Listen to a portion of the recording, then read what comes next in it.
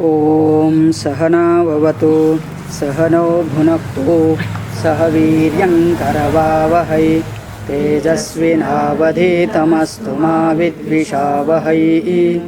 ओम शांति शांति शांतिः। चरितं रघुनाथस्य शतकोटिप्रविस्तरम् एकैकमक्षरं पुंसां महापातकनाशनं वाल्मीकिगिरिसम्भूता रामम्भोनिधिसंगता श्रीमद्रामायणे गंगा पुनाति भुवनत्रयं वाल्मीकिर्मुनिसिंहस्य कवितावनचारिणः शृण्वन् रामकथानादं को न याति परां गतिम्। जय जय श्री राम समर्थ। श्रीमद् वाल्मीकि रामायणम बालकांडम प्रथम सर्ग। इस सर्ग में स्वयं वाल्मीकि मुनि महर्षि नारद के श्रीमुख से पूरी रामायण की कथा संक्षिप्त में सुन रहे हैं। इसलिए प्रथम सर्ग में नारद वाल्मीकि संवाद है।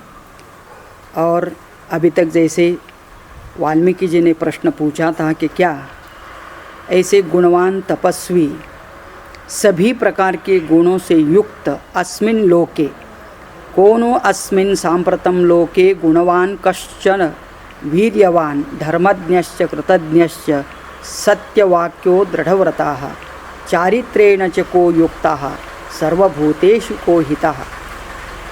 सभी प्रकार के गुणों से संपन्न ऐसा कोई व्यक्तिमत्व इस दुनिया में है तो उसका कृपया मुझे वर्णन करके उनके बारे में आप बता सकते हैं करके वाल्मीकि जी महर्षि नारद जी से पूछते हैं। और उन्हीं का वर्णन, ऐसे ही एक व्यक्तिमत्व का वर्णन का मतलब श्री पुरुषोत्तम भगवान श्री राम का वर्णन वो कर रहे हैं। कौन?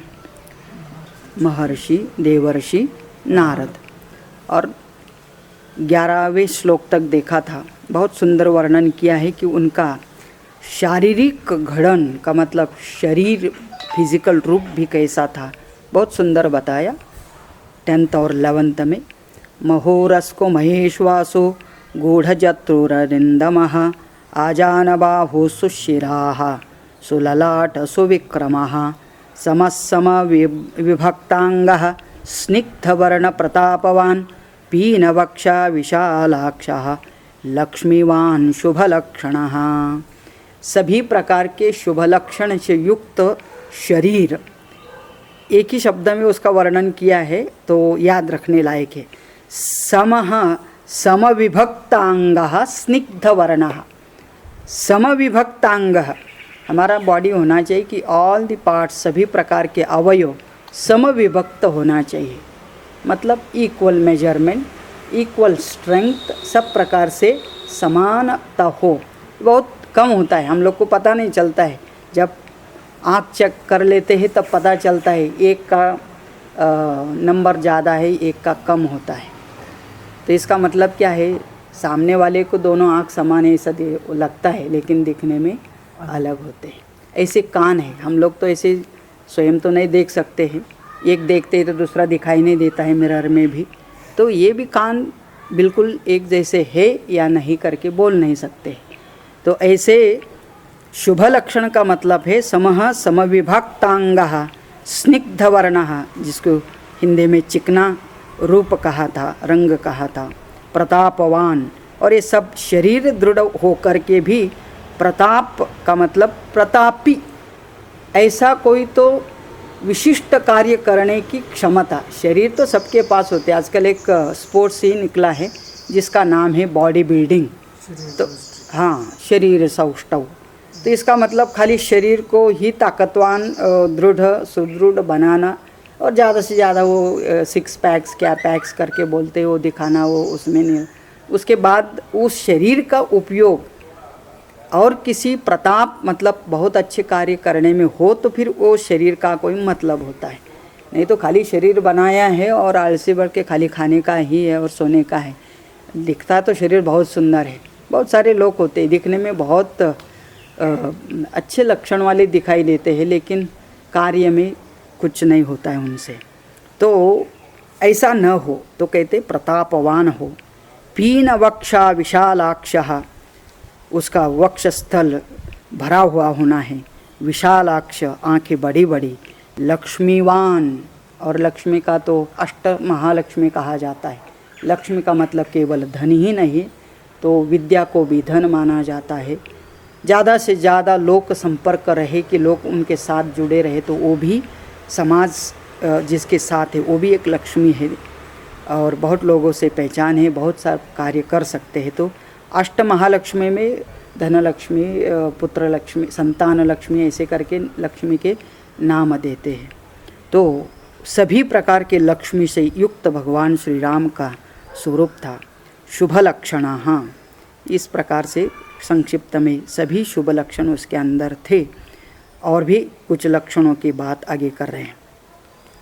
धर्मज्ञ सत्यसंधश्च प्रजानां च हिते रतः यशस्वी ज्ञानसम्पन्नः शुचिर्वश्य समाधिमान्। भगवान राम के गुणों का वर्णन हो रहा है। धर्मज्ञ, धर्मज्ञ ही थे वो। धर्मज्ञ का मतलब होता है धर्मम जानातीति धर्मज्ञ है। धर्म क्या है ये भी ज्ञान उनको था। अभी ज्ञान था तो पहले हम लोगों ने उनके साथ भगवान शब्द जोड़ दिया, और भगवान बोलने से ज्ञानी ही करके मान लेते हैं। बहुत सारे लोग इनको भगवान नहीं बोलते हुए पुरुषोत्तम बोलते हैं। पुरुषोत्तम का दोनों भी अर्थ होता है, भगवान भी होता है और पुरुषाणाम जीवानाम मध्य उत्तमः, तो श्रेष्ठ जीव। तो श्रेष्ठ जीव कौन होता है कि जो सभी प्रकार का ज्ञान प्राप्त करता है। तो धर्मज्ञः, सत्यसंधः, संध का मतलब प्रतिज्ञा और सत्य संध का मतलब सत्य प्रतिज्ञावान। एक बार प्रतिज्ञा कर ली है तो उस प्रतिज्ञा के ऊपर, प्रॉमिस के ऊपर अमल करना जिनका स्वभाव है, इसलिए नारद उनका वर्णन सत्य संध करके करते हैं। तो मतलब क्या है, ये गुण सुनते सुनते पूरे तो नहीं हमारे अंदर आ सकते हैं, क्योंकि हम गुणवान के बजाय और कुछ दोषवान ज़्यादा है। लेकिन फिर भी ऐसे ग्रंथ, ऐसा चरित्र सुनते सुनते अपने अंदर के दोष निकाल करके कुछ गुणों का प्रादुर्भाव यदि हो जाता है तो सुनना इसीलिए है। राम की कथा केवल राम के लिए नहीं सुन रहे हैं, राम की कथा हम अपने लिए सुनना है, और कुछ लेने लायक तो ज़रूर होता है। तो हम भी धर्मज्ञ बने, हम भी सत्यसंध का मतलब सत्य प्रतिज्ञावान बने। पहले तो प्रतिज्ञा प्रॉमिस ज़्यादा नहीं करना, और जो भी किया है तो वो पूरा करने का तो कम से कम प्रयास करना, और मन से दिल से प्रयास करना, ये कोई पाप नहीं है। पूरा नहीं हुआ तब भी पाप नहीं है, लेकिन प्रयास करके पूरा नहीं हुआ तो वो क्षमा योग्य होता है। प्रॉमिस करना और प्रयास ही नहीं करना तो फिर उसको क्षमा नहीं कहा जा सकता है, उसको पाप ही लगता है। इतने होकर के क्या करने का उनका इरादा रहा भगवान राम का? प्रजानांच हिते रतः, प्रजा का हमेशा हित करना। अब देखो, आदमी जब बड़ा हो जाता है तब बड़ा होने का मतलब ही क्या है? अपने बारे में कम सोचना और दूसरों के बारे में ज़्यादा। कोई भी है, एक बच्चा हो जाता है तो माता पिता बन जाते हैं और दिखाई देता है।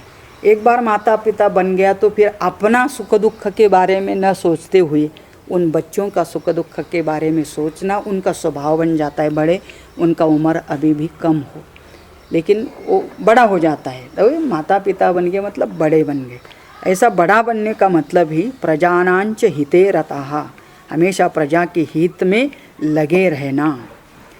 अभी वो राजा थे इसलिए उनकी बड़ी प्रजा थी, लेकिन कितना भी छोटा आदमी हो उसकी भी अपनी प्रजा होती है। संतान के रूप में होते हैं, भाई बहन के रूप में होती है, अपना समाज के रूप में होती है, और इसलिए हर को ये कार्य में रत रहना, यही सद्गुणों का लक्षण है।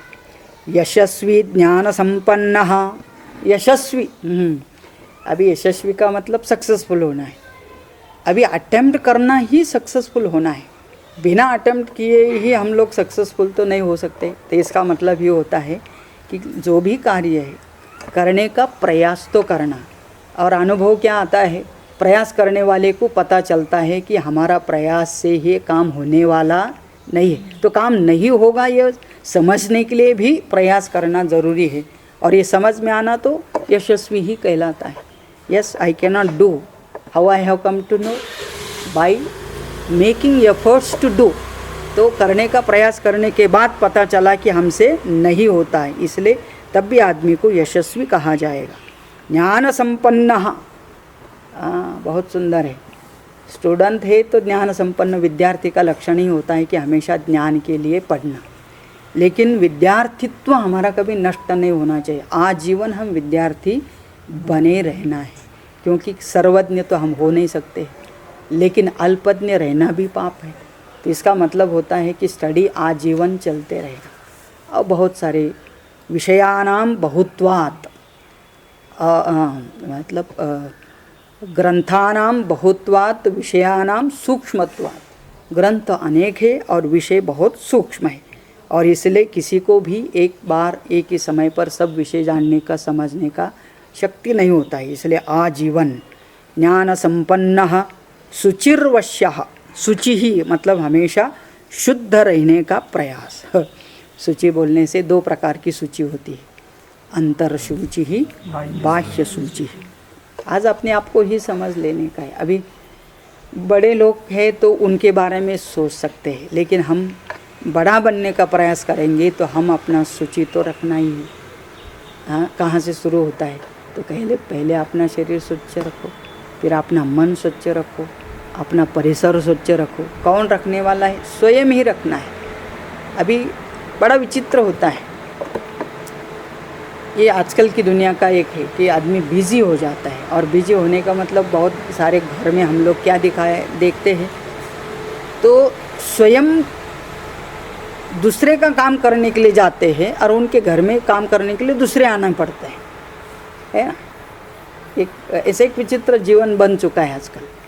तो किसी भी हालत में स्वयं करे या दूसरों से करवाया, लेकिन शुचि का मतलब क्लीनलीनेस बहुत इम्पॉर्टेंट है। वश्यः, वश्यः का मतलब जितेंद्रिय, उसका अर्थ दिया है। इसका मतलब अपने ही अवयव, अपने ही इंद्रिय, अपना शरीर अपने कंट्रोल में होना है। अभी बोलना बहुत आसान है, अपने कंट्रोल में रखना मुश्किल है। अभी देखो ना, अपने ही बाल झड़ रहे हैं। बाल किसके हैं, अपने हैं। अभी झड़ रहे का मतलब वो अपने आप गिर रहे हैं। सब लोग कंप्लेन करते हैं तो झड़ते हैं। तो अभी इसको पकड़ के रखने का काम भी किसका है, वो भी खुद का है। और उसके लिए नॉलेज पहले प्राप्त करना, ये क्यों झड़ते हैं, क्या करने से वो रुकेंगे, उसके लिए किस प्रकार का अपना लाइफस्टाइल बदलने से होगा, ये भी जान करके उसका उपाय ढूंढना भी स्वयं का काम है। इसलिए वश्य का मतलब self control. Anything happen to our own body mind, then we alone have to take care of. The doctors and the others can only be helpful.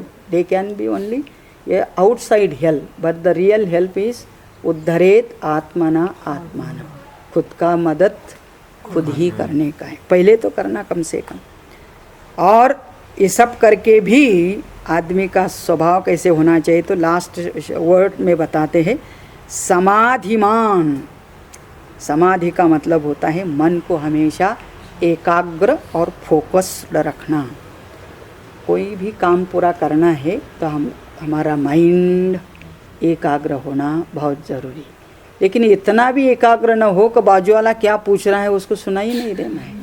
नहीं तो कभी वो होता है ना, ड्राइविंग करने वाला आगे पीछे कोई हॉर्न देता है, लेकिन ये इतना एकाग्र है कि बस अपना साइड लेके चल रहा है। पीछे एम्बुलेंस आया है कि किसको रास्ता देना है या क्या हो, तो देखना है ना। इसका मतलब क्या है, with alertness we should be focused. तो वो होना ज़रूरी है। और ऐसा स्वभाव, ऐसा गुण पुरुषोत्तम राम जी के अंदर दिखाई देते हैं करके नारद जी कहते हैं। आगे बताते हैं, प्रजापति सम श्रीमान धाता रिपो निषूदनः रक्षिता जीवलोकस्य धर्मस्य परिरक्षिता प्रजापति समः श्रीमान धाता रिपु निषूदनः। एक एक गुण सुन लो तो क्या उपमा देते हैं। साक्षात प्रजापति ब्रह्मा जी के समान जिसका सामर्थ्य है और श्रीमान का मतलब श्रीमंत युक्तता है, सभी प्रकार का ऐश्वर्य संपन्न है। धाता, धाता का मतलब प्रजापति के समान परिपालन करने का सामर्थ्य रखने वाले हैं। रिपु निषूदनः, और अपने जो शत्रु है उनका खंडन, उनका नाश करने का सामर्थ्य रखते हैं। अभी दो प्रकार के शत्रु होते हैं, एक हमारे व्यावहारिक बाह्य शत्रु होते हैं, रोग भी हमारा शत्रु होता है, ये बैक्टीरिया कोरोना भी हमारा शत्रु होता है। इससे भी कैसे हम निपटना वो भी आदमी को आना है। और आंतरिक शत्रु होते हैं राग द्वेष काम क्रोध इत्यादि, इनको भी इनके ऊपर कंट्रोल करना। इनफैक्ट ये दोनों भी प्रकार के गुण इस रामायण के द्वारा हम जानते हैं कि राम के अंदर कैसे काम क्रोध आदि के ऊपर पूरा कंट्रोल, कहीं पर भी उनको गुस्सा आया ऐसा दिखाई नहीं देता है, बहुत रेयरली दिखाई देता है। सागर से रास्ता नहीं मिलता है तो उसके ऊपर क्रोध करते हैं तब वो दिखाई देता है, लेकिन घर में इतनी बड़ी घटना हो जाती है, आगे उसका वर्णन आता है। तो एक दिन पहले उनको बताया था कि कल आपका राज्याभिषेक होगा, युवराज बन जाओगे, और उसके अगले दिन क्या समाचार मिलता है, जंगल में जाने पड़ा। तो मतलब राज्य तो नहीं मिला, जंगल में जाना पड़ा। ये आजकल के लोगों के लिए हार्ट अटैक का न्यूज़ हो सकता है। मतलब उस समय पर सहन समझने की कैपेसिटी क्या थी, ये पहले ही जो संस्कार प्राप्त होते आदमी को, थोड़ा सा दुनिया के बारे में स्टडी करे। ये जिंदगी ऐसी है, अघटित घटना पटी ऐसी माया। इसका मतलब क्या है, when we study the cases of the world, लोगों के जीवन के बारे में देखो, बहुत आश्चर्य होता है। परसों वो कोई टीवी एंकर मर गया सरदाना करके कुछ, तो मतलब क्या है, उसका उम्र ही 42 ईयर्स जस्ट, और सब कुछ अच्छा चल रहा है, बातों बातों में ही चले गए ऐसा लगता है। Previous night he tells over the phone, I am all right, थोड़ा तकलीफ है, फिर I am taking care of my self, वो अपने घर में ही कर रहा था। लास्ट मोमेंट वो हॉस्पिटल गया तो फिर मत ज़्यादा हो गया, पता नहीं चलता है। फिर वो सब होकर के फिर बोलते हैं हार्ट अटैक हो जाता है। तो ये हार्ट का मतलब क्या है, इसको भी बहुत सारे कारण हो जाते हैं। तो अभी इनसे हमें कुछ सीखना है कि ज़िंदगी में किसी के साथ कुछ भी हो सकता है, तो मेंटली प्रिपेयर्ड रहा तो उसका और थोड़ा स्ट्रेंथ बढ़ जाता है। इसलिए रिपुनिषूदनः, ये हमारे भी अपने जो शत्रु होते हैं उनके ऊपर कंट्रोल रखना हमें इनसे सीखना है। रक्षिता जीवलोकस्य, रक्षिता जीवलोकस्य धर्मस्य, दोनों जगह पर षष्ठी है। और कहते हैं राम जी का अपने जीवन का व्रत था, दो चीज़ मैं करूँगा, कौन सा, जीवलोकस्य रक्षिता धर्मस्य रक्षिता, मैं जीवों का भी रक्षण करूं और धर्म का भी रक्षण करूं। कुछ कुछ सुनाई देता है ना, हम तो अपना रक्षण करने का तो है ही है, उसके साथ साथ धर्म का भी रक्षण करना है। और जीवलोकस्य च रक्षिता, जीवलोक का मतलब जो भी उनके ऊपर डिपेंड होते, जो भी उनके साथ सहायता लेते हैं, तो उनका भी रक्षण करने का सामर्थ्य रखना। अभी सामर्थ्य होना ना होना वो एक बात है, लेकिन उस प्रकार का भाव रखना दूसरी बात है। पहले तो हम लोग को सीखना है, तो पहले भाव तो आने दो, तो बाद में फिर सामर्थ्य आएगा न आएगा वो है। परिरक्षिता, और इस प्रकार से वह केवल धर्म का ही नहीं, तो जैसे लोक का और धर्म का रक्षण करने वाले हैं, ऐसे हर चीज़ का रक्षण करने का विचार करते हैं। रक्षिता स्वस्य धर्मस्य स्वजनस्य च रक्षिता वेद वेदांग तत्वज्ञः धनुर्वेदे च निष्ठितः रक्षिता स्वस्य धर्मस्य। अभी 2 बार आया है, पिछले श्लोक में धर्मस्य परिरक्षिता आया तो, और यहाँ भी स्वस्य धर्मस्य हुआ। तो इसका मतलब ये एक सामान्य धर्म का भी रक्षण और एक विशेष का मतलब अपना पर्सनल धर्म, धर्म का मतलब ड्यूटी। तो अपने कर्तव्यों का भी पालन करना और समाज में राजकीय क्षेत्र में, समाज क्षेत्र में भी अपने धर्म का रक्षण करना, दोनों प्रकार के चीज़ होनी चाहिए। क्योंकि समाज में, आजकल के समाज में दिखाई देता है, समाज कार्य में लग जाते हैं तो अपना घर का काम छूट जाता है, जो घर के काम में लग जाते हैं तो वो समाज को भूल जाते हैं। इसका मतलब कहीं ना कहीं एक ही चीज़ में अटक जाते हैं, तो ऐसा नहीं था। तो रक्षिता स्वस्य धर्मस्य स्वजनस्य च रक्षिता, अपने ऊपर जो डिपेंडेंट स्वजन है उनका भी रक्षण करने में उनकी प्रवृत्ति थी। उसके साथ साथ वेद वेदांग तत्वज्ञः, क्या ज्ञान प्राप्त किया था? वेद वेदांग, उन दोनों का भी तत्व जानते थे। वेद वेदांग तत्वज्ञः, तो बहुत सारे लोग को पता नहीं होगा। वेद का मतलब चतुर्वेद, ऋग यजुः साम अथर्व, और वेदांग का मतलब होता है शिक्षा, कल्प, व्याकरणम, निरुक्तम, छंदः, ज्योतिषम। ये षडंग कहा जाता है, वेदों के षड अंग। ये मुंडकोपनिषद में इनका विस्तार से वर्णन आता है। और खाली ये शब्दार्थ जानते थे क्या? नहीं, तत्वज्ञ, उसका क्या तत्व है, उसका तात्पर्य किसमें है, ये भी जानते थे। और क्षत्रिय घर में जन्म लेने के कारण धनुर्वेदे च निष्ठिता, and he was totally dedicated to the Dhanurveda अध्ययन। पहले तो अध्ययन करना पड़ता है। हम लोग बोल देते भगवान के अवतार है, इसका मतलब सर्वज्ञ है और बाय बर्थ तो उनको सब कुछ आता है, लेकिन हम ऐसा मानते हैं क्योंकि हम अपने को अलग समझ करके अपना रोना चालू रखने के लिए। लेकिन उनके जीवन में देखा, वो राम हो या कृष्ण हो, दोनों भी गुरुकुल में जाकर के अध्ययन किया, दोनों में गुरु की सेवा की, दोनों में गुरुकुल अन्य सामान्य जीवों के साथ, विद्यार्थियों के साथ रह करके जीवन जिया और वहाँ ये सब अध्ययन किया। तो इससे पता चलता है कि ये भी धनुर्वेद इत्यादि का सब का अध्ययन करके, केवल उन्हीं का अध्ययन किया या और भी शास्त्रों का किया? तो आगे बताते हैं, सर्वशास्त्रार्थ तत्वज्ञः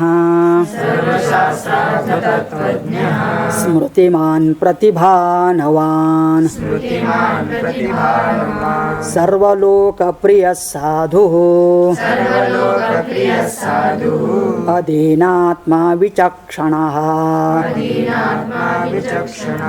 सर्वशास्त्रार्थ तत्वज्ञः, केवल धनुर्वेद जानते थे ऐसा नहीं है। धनुर्वेद में तो प्रावीण्य प्राप्त किया होगा, लेकिन उसके साथ साथ गुरुकुल में जितने भी प्रकार के शास्त्र बताए जाते थे उन सभी शास्त्रों का भी उन्होंने अध्ययन किया। सर्वशास्त्रार्थ तत्वज्ञः, इससे हमें भी पता चलता है, मतलब सीखने को मिलता है कि हम लोग ने भी ये काम करना है कि सभी प्रकार के शास्त्र का थोड़ा थोड़ा भी हो, जितना भी हो, लेकिन जनरल नॉलेज रखना है। आज भी हमारा किधर मुंह करके सोना, किधर पैर करके सोना, न अपने घर में भगवान किस कोने में रखना, किचन किस कोने में होना चाहिए, इसका भी मतलब वास्तुशास्त्र का ज्ञान नहीं होता है। मतलब होना चाहिए, हर चीज़ का थोड़ा थोड़ा तो ज्ञान होना है। इसका मतलब अपने पास टाइम बहुत कम मिलता है और ज़्यादा से ज़्यादा काम करने का हमें सीखना चाहिए। सर्वशास्त्रार्थ तत्वज्ञः स्मृतिमान, स्मृतिमान का मतलब स्मृति युक्त, मेमोरी पावर, जो भी सुनते थे वो सब याद रखते थे, स्मरण शक्ति से युक्त थे। उसी प्रकार प्रतिभानवान, प्रतिभान संपन्न। प्रतिभान का मतलब क्या होता है? अरे यार मुझे भान ही नहीं रहा, इसका मतलब क्या? भूल गया। हाँ, तो जो जिसको जो करना है वो हमेशा याद रहना है, उसको नाम है प्रतिभावान। सर्वलोक प्रिय। और ये सब करते करते अहंकारी नहीं बनना, गर्विष्ठ नहीं बनना। तो ऐसा आचरण हो कि जिसके अंदर सर्वलोक प्रिय। हमारे लिए कौन होने चाहिए, हम कैसे बनने चाहिए, सबके लिए हम प्रिय बनना चाहिए, मतलब सबको अपनत्व आना चाहिए। स्वभाव से साधु हो, स्वभाव से, हाँ, कलर से साधु नहीं हुआ, तभी स्वभाव से साधु होना है।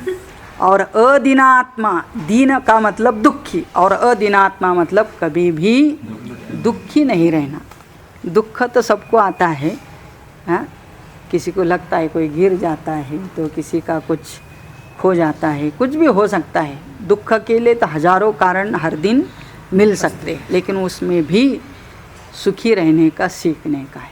एक एग्ज़ाम थोड़ा सा दूर हो जाए तो आदमी इतना दुखी देता है कि जब तक एग्ज़ाम नहीं होता है तब तक ये दुखी आत्मा, मतलब वो ख़त्म नहीं होता है तब तक चेहरा देखो तो दुखी रहेगा। शोक मनाना चाहिए, लेकिन उसका भी टाइम गैप होना चाहिए, है ना। ठीक है, एक दिन चाय नहीं मिला तो फिर क्या है, पूरा दिन दुखी नहीं रहना है। मतलब क्या है, बना के पियो, नहीं है तो फिर कम से कम उस दिन एकादशी समझ के छोड़ देकर, मतलब चाय की एकादशी, अलग अलग एकादशी होती है। तो ऐसे अदीनात्मा, वो बहुत इम्पॉर्टेंट वर्ड है। सो दीन दुखी कहा जाता है ना, तो ऐसे अदीनात्मा कभी नहीं लगना चाहिए कि ये दीन बन चुका है, दुखी आत्मा है। और उसके साथ साथ विचक्षण। हाँ, विचक्षण का मतलब होता है चतुर, हमेशा सोचते रहने का है। सोचते हुए ऊहापोह बोला जाता है। ऊहापोह का मतलब everything should be thought properly, whether it is worth और नॉट, करना चाहिए या नहीं, ये सही है या गलत, इसका हमेशा सोचते रहना, उसका नाम है विचक्षण। गीता में बार बार आता है, और फिर उसका विचक्षण का मतलब ज्ञानी, ऐसा ही अर्थ होता है। ऐसे ही सब श्री राम जी के गुण हैं, आगे भी बता रहे हैं। सर्वदाभिगत सद्भिः समुद्र इव सिन्धुभिः आर्य सर्वसमश्चैव सदैव प्रियदर्शनः सर्वदाभिगतः सद्भिः समुद्र इव सिन्धुभिः। समुद्र इव सिन्धुभिः, सिंधु का मतलब नदी, सिंधवाः बहुवचन, सिंधु एक वचन, सिन्धुभिः का मतलब बहुवचन। तो समुद्रः इव सिन्धुभिः तृतीया बहुवचन, तो सिंधु उकारांत स्त्रीलिंगी, सिन्धुभिः। सब प्रकार की नदियाँ जाकर के किसको मिलती है, समुद्र को मिलती है। All the reverse ultimately flow into the ocean. ऐसे ही मतलब ocean become the point of attraction for all the reverse of the world. ऐसे उसकी उपमा दे रहे हैं, एग्जाम्पल दे रहे। ऐसे राम जी थे, सर्वदा अभिगत सद्भिः। सद्भिः का मतलब सज्जनों का वे हमेशा चिंतन करने का पॉइंट बन चुके, का मतलब हर सज्जन व्यक्ति राम जी का चिंतन करता था, अपने सामने उनको एक आदर्श व्यक्तिमत्व। तो मतलब क्या है, सभी सज्जन लोग किसका चिंतन या किसका आदर्श लेते हैं, तो राम जी का। इसलिए कहा जाता है सर्वदा अभिगत सद्भिः। अभिगत मतलब सेंटर पॉइंट। और स्वभाव से कैसे थे, आर्यः। आर्यः का मतलब जेंटलमैन। कौन होता है जेंटलमैन, देख के भी न देख के जैसे चले, वो जेंटलमैन होता है। आता जेंटलमैन बोल दिया तो जेंटल वुमन नहीं होती है क्या, मतलब क्या है, तो जेंटलमैन का मतलब जेंटल पर्सन, कोई भी है तो उसके अंदर जो भी एक सज्जन के गुण होते हैं उनको आर्य कहा जाता है। सर्वसमश्चैव, सर्वसमः सबके लिए समभाव रखना। सदैव प्रियदर्शनः, और हमेशा उनका दर्शन मतलब देखने से किसी को प्रिय लगना चाहिए, है ना।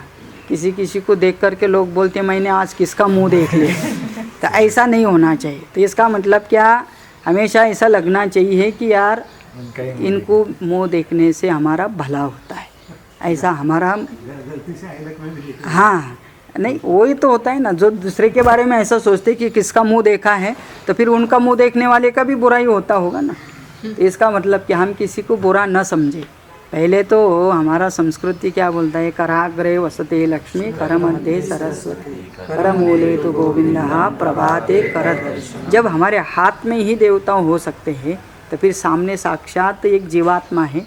और शास्त्र कहता है कि ममैवांशो जीव ते जीवभूत सनातन, वो मेरा ही अंश है। हाँ, ईश्वर सर्वभूतानां हृदयेश अर्जुन तिष्ठति। इसका मतलब हर जीव परमात्मा का ही अंश है, परमात्मा का ही स्वरूप है। और इसलिए किसी का मुंह देखने का मतलब समझने वाले के लिए परमात्मा दर्शन है और ना समझने वाले को वो भूत दर्शन है। इसका मतलब क्या है, वो अच्छा बुरा सोचना ही बुरा है। इसका मतलब क्या है, तो हमेशा प्रिय दर्शन, तो राम जी का दर्शन करने वाले का हमेशा सुख देते थे वो, कोई भी उनको देखे तो। ऐसे उनका स्वभाव और गुण था। सच सर्वगुणोपेतः कौशल्यानंदवर्धनः समुद्रैव गाम्भीर्ये धैर्येण हिमवानिव। सच सर्वगुणोपेतः, सभी गुणों से उपेतः युक्तः श्री राम। कौशल्यानंदवर्धनः, कौशल्या का आनंदवर्धन, कौशल्यानंद। हर बच्चे का नाम वो आनंद होता है, क्योंकि वो अपने माता पिता को खाली उनके प्रेजेंस से ही आनंद होता है। माँ बाप को बच्चा देख कर के क्या आनंद होता है, मतलब वो जब तक छोटे, जब बड़े हो जाते हैं ना तो फिर उनको देख के उनका आनंद चले जाता है। क्योंकि पढ़ा लिखा है, घर में बैठा है बिना नौकरी का, तो उसको देखते ही उनका आनंद गायब होता है। इसका मतलब उस उम्र में नहीं, छोटे उम्र में होते हैं तो बच्चे एक्चुअली पूरा जीवन ऐसा होना चाहिए। और माता पिता तो बेचारे जब भी बाहर से यदि दुखी भी लगते हैं तभी अंदर से तो बच्चों के लिए सुखी मानते हैं। तो इसलिए कौशल्यानंदवर्धन। और विचार कीजिए कि राम जी के जैसे किसी का पुत्र हो तो उसके माता को क्या कैसा सुख हमेशा के लिए मिलता होता, विचार करने लायक।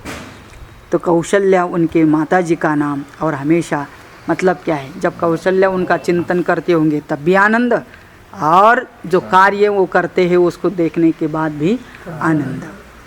तो अपने अच्छा वर्तन से अपने माँ बाप को आनंद देना ये पुत्र का लक्षण हुआ।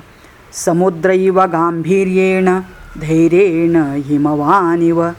एक गांभीर्य और धैर्य, इन दोनों के लिए एक एक उपमा दी है। कैसा गांभीर्य हो, तो समुद्र इव गांभीर्य, समुद्र के जैसे गहराई होनी चाहिए। तो समुद्र के जैसे गहराई हो तो आदमी के इतना गहन, गहन का मतलब इतना उसके अंदर डीप डेप्थ होना चाहिए। डेप्थ का मतलब क्या है, समुद्र कितना डेप्थ है, डीप है, पता नहीं चलता है। मतलब किसी को भी पता नहीं चला है, वहाँ तक जाते हैं और एक जगह एक जैसे समतोल होगा ऐसा भी नहीं है, उसमें अलग अलग प्रकार का डेप्थ होता है। और हमारे लिए समुद्र का मतलब होता है सभी रत्न, उसको रत्नाकर भी कहते हैं। क्यों, तो उसके अंदर सभी प्रकार के रत्न मिले। और जो समुद्र मंथन हुआ देवासुर के द्वारा, तो वहाँ 14 रत्नस मिले थे, तो उसमें लक्ष्मी भी एक था, और कल्पवृक्ष इत्यादि, कामधेनु, इतने सारे, अमृत भी मिला। तो जो भी दुनिया के अच्छी चीज़ है वो सब समुद्र से मिली है। तो इसका मतलब क्या है, उसके पेट में क्या क्या है। अभी ये हिस्ट्री के अनुसार भी देखा जाए तो हर देश का कोई ना कोई जहाज़ व्यापार करने के लिए अच्छा अच्छा कुछ लेके जाने वाला सब उसमें डूबा हुआ है। कुछ पता चला, कुछ नहीं पता। आज इतना मॉडर्न टाइम, कहते हैं कि टेक्नोलॉजी इतना एडवांस हुआ। अभी कुछ साल पहले सिंगापुर का या मलेशिया का किसका तो एक एरोप्लेन किधर तो गया, गायब हुआ रडार से। तो अभी तक उसको पता नहीं चला, कई अवशेष कहीं तो मिले होंगे, लेकिन मतलब क्या है, सालों तक पता नहीं चलता है। ऐसा ही एक समुद्र का डेप्थ अलग है। तो उस समुद्र के जैसे गांभीर्य जिनका था, और हिमवान इव धैर्य न, हिमवान का मतलब हिमालय, और धैर्य का मतलब किसी भी हालत में जैसे हिमालय डगमगता नहीं है, वो हिलता नहीं है, कितना भी बड़ा वो, आप क्या बोलेंगे इसको, बड़ा बड़ा ये आता है ना साइक्लोन जैसा हवा, बर्फीली हवा या तो बर्फ ही गिरता है, फिर भी हिमालय अपनी जगह से हिलता नहीं। ऐसे जीवन में कितने सारे ऐसे संकट आने के बाद भी जिसका धैर्य कभी खचित नहीं हुआ, खचता नहीं है, ऐसा जिनका धैर्य था, ऐसे गुणों का वर्णन करते हैं। विष्णुना सदृशो वीर्ये सोमवत्प्रियदर्शनः कालाग्निसदृशः क्रोधे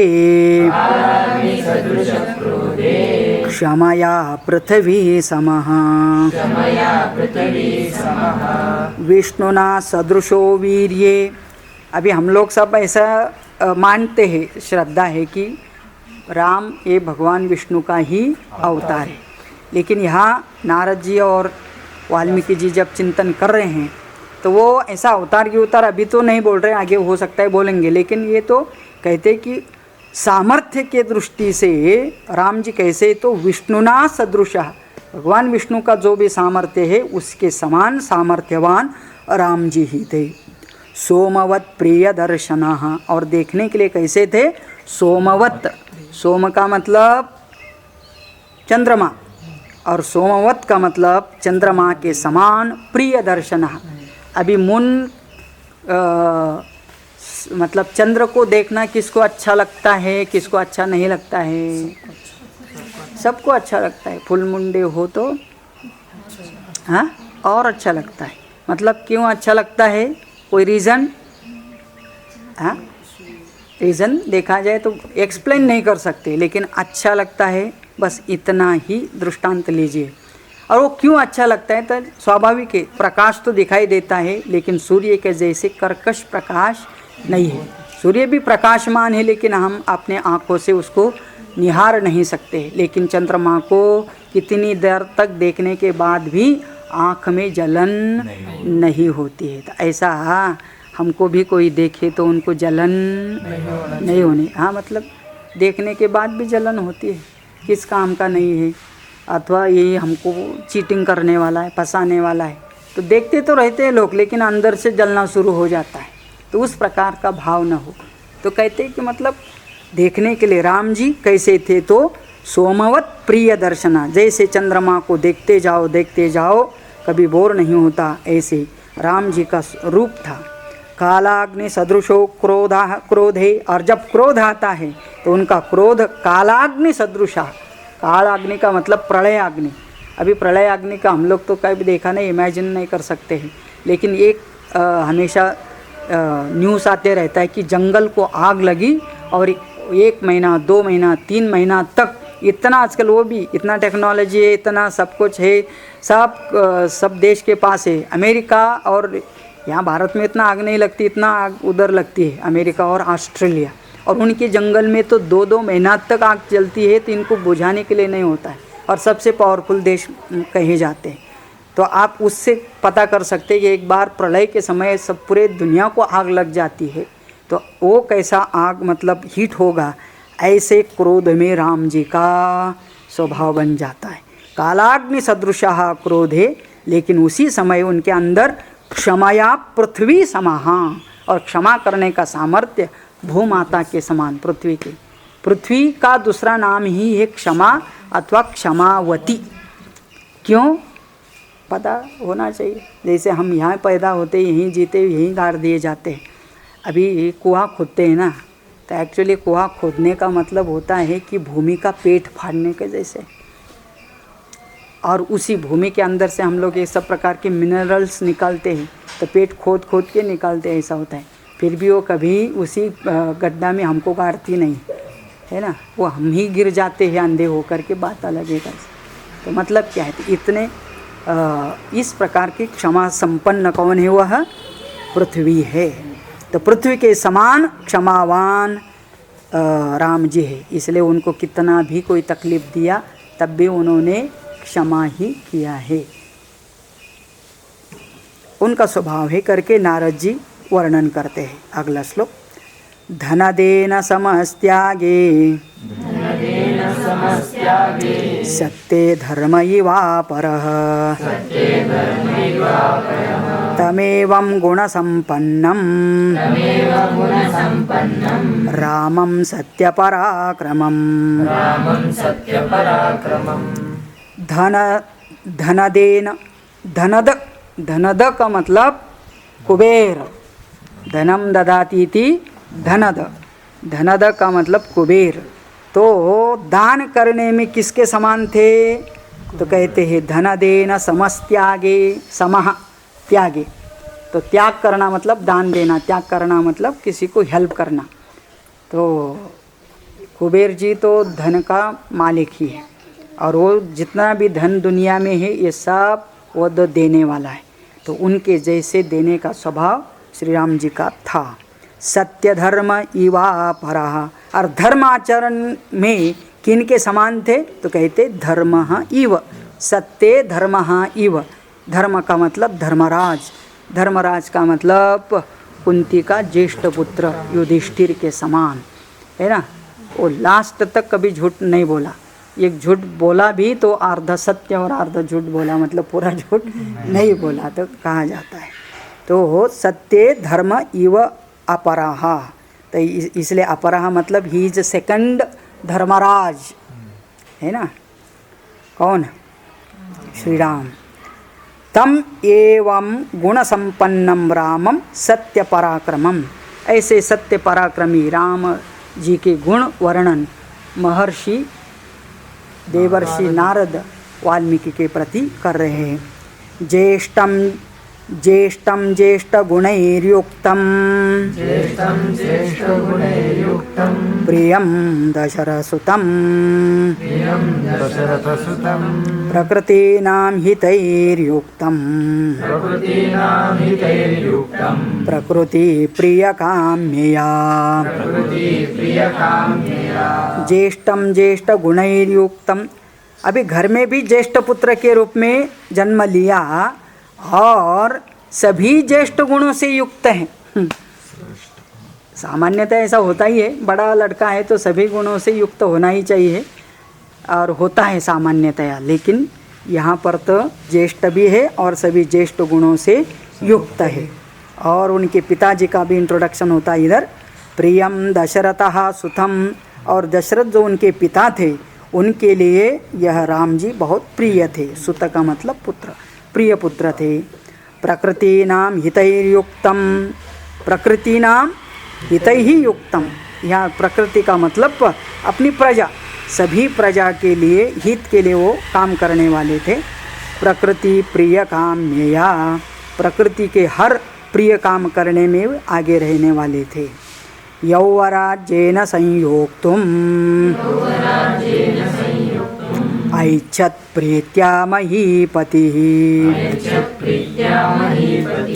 तस्याभिषेक समारंभान् दृष्ट्वा भार्याथ कैकेयी। हाँ, तो अगला ये एपिसोड शुरू होता है अभी का मतलब ये हो राम जी के सभी गुणों का वर्णन हुआ। ऐसे गुण संपन्न राम दशरथ के 4 पुत्रों में से ज्येष्ठ पुत्र थे और सभी ज्येष्ठ गुणों से वह युक्त थे। इसीलिए दशरथ ने सोचा कि अगला युवराज मतलब अगला राजा उनका उत्तराधिकारी होने के बिल्कुल यह लायक है, और इसलिए उन्होंने क्या कर दिया, दशरथ ने घोषणा कर दी है। क्या घोषणा की है? कल राम जी का राज्याभिषेक होगा करके। तो प्रकृति नाम हितैर्युक्तम प्रकृति प्रिय काम्यया यौवराज्येन संयोक्तुम ऐच्छत, ऐसी इच्छा किया। किसने? दशरथ ने। क्या इच्छा किया? कि इसको युवराज बना देंगे राम जी को। तो समझ लेना कि राम जी अभी काफ़ी 20-21 साल के हो चुके हैं, और या तो ज़्यादा भी हो गए, और उनको अभी राज्याभिषेक कर देना है। इसलिए उन्होंने क्या किया? संयोक्तुम ऐच्छत, यौवराज्येन संयोक्तुम इच्छा करके प्रीत्या बहुत प्यार से महीपति ही, महीपति का मतलब राजा, मही का मतलब पृथ्वी, पति ही मतलब पृथ्वीपति महीपति राजा दशरथ ने ऐसा सोचा और सोच के क्या किया, तस्य अभिषेक समारंभान अनाउंस कर दिया। सब लोग तैयारी में लग गए कि कल राज्याभिषेक होने वाला है श्री राम का। और ये सब वार्ता उसकी जो भार्या थी, कौन, कैकेयी, 2 नंबर की या 3 नंबर की जो भी है, तो ये उसके कान तक चले गया। और फिर उसने ये सुना, कैकेयी ने, दृष्ट्वा भार्याथ कैकेयी, ये समारंभ राज्याभिषेक का भी सब कार्यक्रम मतलब बनाया जा रहा है। और ये सब देख करके उसको एकदम न्यूज़ पता चला कैकेयी को। तो फिर कैकेयी के दिमाग में कुछ शुरू हो गया। क्या शुरू हुआ, पूर्वं दत्तवरा देवी वरमेन मयाचय विवासनं च रामस्य भरतस्याभिषेचनम्।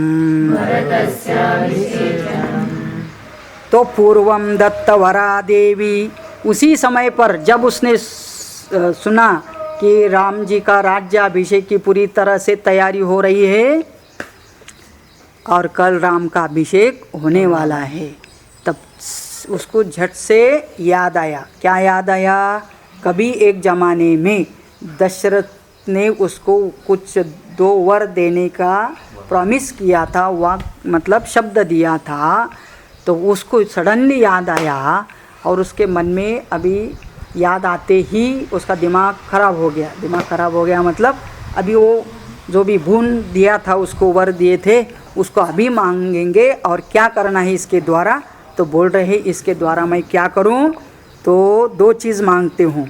पूर्वम दत्त वरा देवी, जिसको 2 प्रकार के वर देने का राजा ने प्रॉमिस किया था, वरम एनम आयाचत, अभी उसने सोचा कि ये 2 वर मैं अभी इनसे मांग लेती हूँ, याचना कर लेती हूँ करके ऐसा उसने सोचा। जब सोचा तो सडनली उसने क्या किया, राजा के पास जाती है और राजा को बोल देती। क्या बोल देती है, आपने जो 2 वर देने का प्रॉमिस किया था, आज वो वर मुझे चाहिए। राजा भी बड़ा खुश था, पता क्योंकि कभी उसको लगा नहीं कि ऐसा कुछ वर मांग लेंगे कि जिससे कि ये सब पूरा माहौल ख़राब होगा।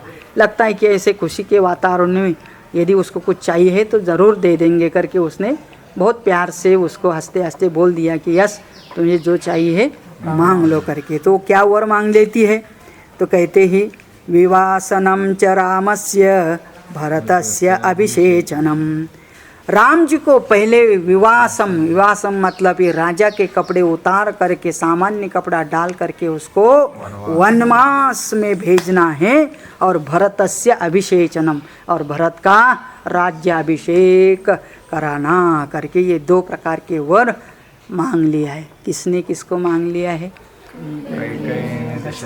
कैकेयी जो बहुत प्यारी थी, किसको, दशरथ को। तो इसका मतलब क्या है, वो भी उससे बहुत प्यार करता था।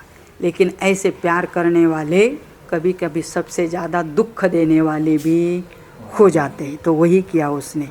और अभी फिर वो तो सत्यवच था, कौन, राजा दशरथ, इसलिए एक बार शब्द दिया है तो फिर उसको पूरा ही करने का उनका रीत है। हाँ, आ न जाए पर वचन न जाए, ऐसी रघुकुल की रीत जाए। तो वो बताते आगे, ससत्यवचनात् राजा धर्मपाशेन संयतः विवासयामास सूतं रामं दशरथ प्रियं। ससत्यवचनात् राजा धर्मपाशेन संयतः, संयतः मतलब बांध रखा था। राजा अपने ही धर्मपाश, धर्म रूपी पाश का मतलब धर्म रूप बंधन से बांधा था। वो धर्म का आचरण करता था। ये भी एक धर्म है कि आप किसी को वचन देते हैं तो उसको पूरा करना।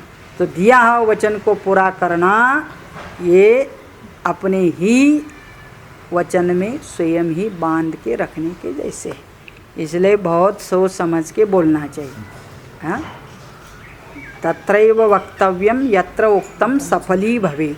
उधर ही बोलना है जहाँ बोलने से काम बन जाता है, बिगड़ जाता है ऐसे समय पर कोई बोलने का नहीं करके बताते।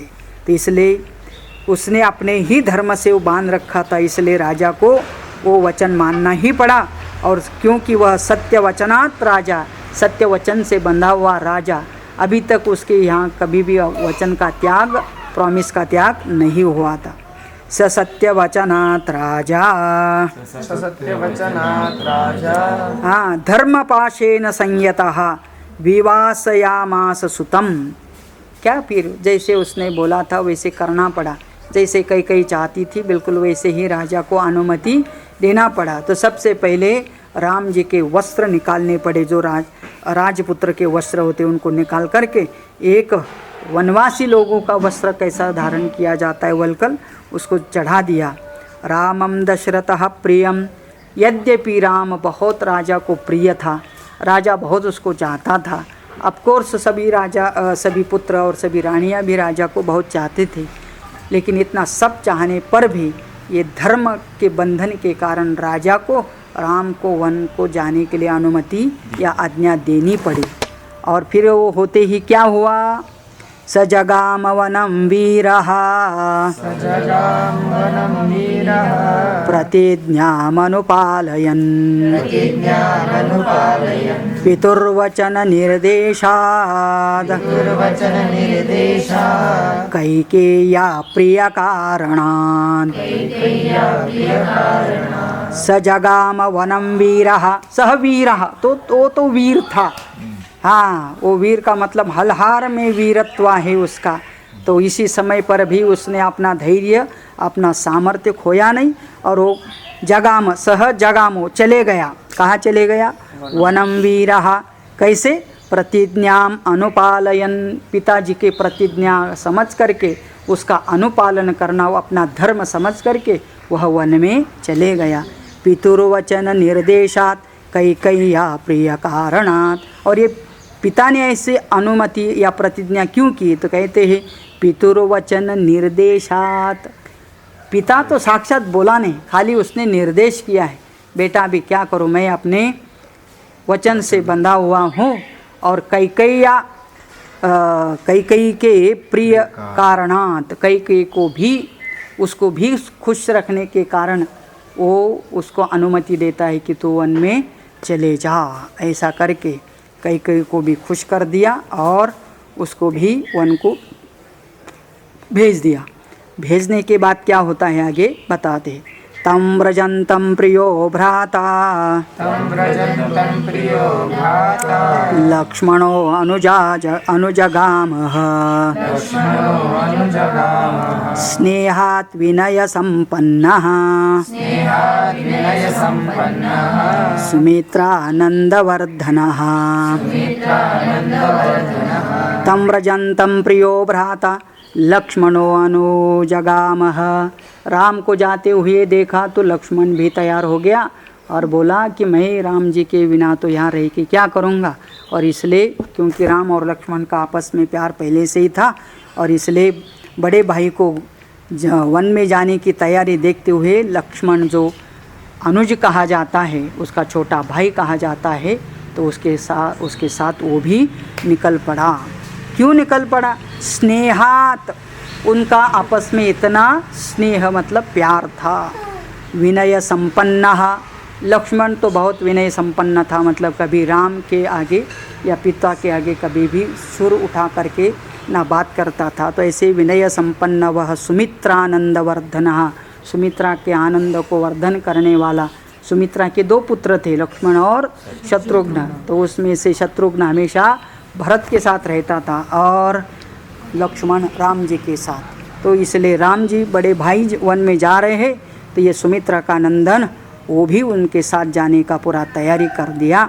भ्रातरम दयितो भ्रातुः, भ्रातरं दयितो भ्रातुः, सौभद्रात्रमनुदर्शयन्, सौभाग्यमनुदर्शयन्, रामस्य दयिता भार्या रामस्य दयिता भार्या नित्यं प्राणसमाहिता नित्यं प्राणसमाहिता भ्रातरम दयितो भ्रातुः जब भ्रातु दयितः भ्रातु मतलब प्रिय भ्राता जा रहा है ऐसा देख करके सौभात्र अनुदर्शयन बंधुवर का आपस में जो प्रेम स्नेह है तो स्वाभाविक है दैट स्नेहा प्यार should make the person to follow और हेल्प द अदर पर्सन।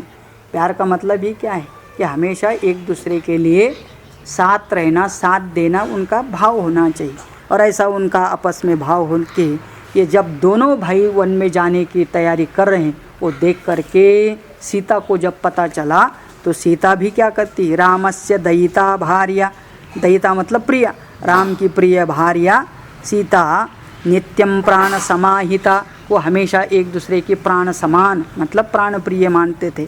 ऐसे प्राण प्रिय होने से जनकस्य कुले जाता कहाँ जन्म लिया था तो जनकस्य कुले जाता ऐसी इसलिए उसका नाम जानकी भी पड़ा। देवमाया इव निर्मिता और वो ऐसी थी कि देवमाया से निर्मित थी। तो आप सोच सकते हैं कि देवताओं के शक्तियों से निर्मित वो कैसे दिखती होगी कैसे स्वरूप होगा कैसे स्वभाव होगा वो सब उसके अंदर से ये आ जाता है करके। तो ऐसे देवमाया से निर्मित यह जानकी वो भी उनके साथ जाने के लिए तैयार होती है। वो कौन थी तो कहते हैं जनकस्य कुले जाता जनकस्य कुले जाता देवमायेव निर्मिता देवमायेव निर्मिता सर्वलक्षण संपन्ना सर्वलक्षण संपन्ना नारीणामुत्तमा वधूः। नारीणामुत्तमा वधूः। हाँ जनकस्य कुले जाता देवमायेव निर्मिता सर्वलक्षण संपन्न एक स्त्री में जिस प्रकार के लक्षण होने चाहिए उन सभी लक्षणों से युक्त ये सब लक्षण आगे आने वाले हैं। मतलब यहाँ तो शॉर्ट में ये पहला सर्ग है पहला चैप्टर है ना तो ये नारद जी संक्षिप्त में पूरे रामायण का स्टोरी बता रहे और ये ही स्टोरी बहुत विस्तार से आगे अगले अध्याय से आने वाली है। तो इसलिए अभी शॉर्ट में बता रहे हैं कि सभी गुणों से संपन्न वह नारी नारीणाम उत्तमा वधूः और बहुत वधू का मतलब पत्नी तो वो राम की सभी गुणों से युक्त पत्नी वो भी उनके साथ निकल पड़ी। सीताप्यनुगता रामं सीताप्यनुगता रामं शशिनं रोहिणीत यथा शशिनं रोहिणी यथा पौरैरेनुगतो दूरं पौरैरनुगतो दूरं पित्रा दशरथेन च। पित्रा दशरथेन च। सीता अपि अनुगता रामम सीता भी राम के पीछे चली गई। जैसे किसके साथ कौन जाती है शशीनम रोहिणीम यथा रोहिणी एक स्टार का नाम है वो हमेशा चंद्र के साथ साथ चलती है। तो जैसे चंद्र के साथ रोहिणी या ध्रुव नक्षत्र भी कुछ लोग बोलते हैं वो हमेशा चंद्र के साथ चलती है ऐसे यह जानकी भी उस राम जी के साथ जंगल में चली। पौरैहि अनुगतः दूरम और अब ये तीनों निकल पड़े गांव से बाहर आ गए हैं और राजा के अनुज्ञा से उनका जो रथी था अथवा सेनापति था हाँ सुमंत उन्होंने इनको ले करके जब गांव से बाहर निकल रहे थे तो पौरैहि मतलब पूर्ववासी जना सब लोग उनके पीछे पीछे चलना शुरू हो गया। पौरैहि अनुगतः दूरम काफ़ी दूर तक वो सब उनके साथ चलते गए और चलते जाते जाते पित्रा दशरथेन च दशरथ भी महल के पास तक कुछ तो चला होगा और उसको चलने नहीं आया तो कहा जाता है कि वो वहीं गिर जाता है और जब गिर जाता है तो कभी फिर उसके बाद वो उठा नहीं क्योंकि उसको भी बहुत दुख हो जाता है और वो उसी शोक में वो चले जाता है। तो अभी इस प्रकार से वो वहाँ अयोध्या से निकल पड़े हैं और अभी रास्ते पर चल रहे। तो पहला उनका पड़ाव कहाँ तक जाते हैं आगे उनको कौन मिलता है वो सब आगे वर्णन आता है जिसका चिंतन हम कल करेंगे। ओम पूर्णमदः पूर्णमिदं पूर्णात् पूर्णमुदच्यते पूर्णस्य पूर्णमादाय पूर्णमेवावशिष्यते। ओम शांति शांति शांति। ओम जय जय रघुवीर समर्थ।